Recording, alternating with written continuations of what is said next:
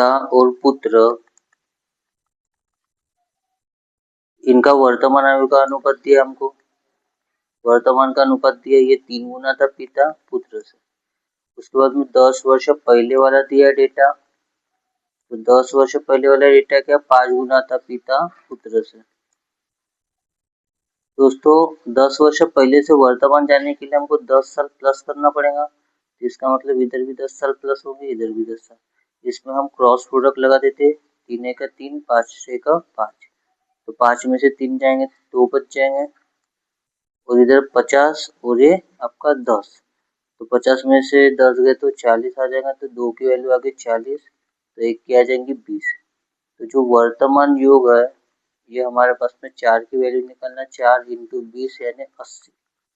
तो दोस्तों पिता और पुत्र का वर्तमान योगफल आपका 80 है, लेकिन हमको 10 वर्ष बाद वाला योगफल दिया है, पूछा गया है। तो 10 वर्ष बाद योगफल 80, पिता के भी 10 साल बढ़ेंगे और पुत्र के भी 10 साल बढ़ेंगे, यानी 20 साल बढ़ेंगे, तो योगफल कितना हो जाएगा आपका 100। तो 100 आपका आंसर है।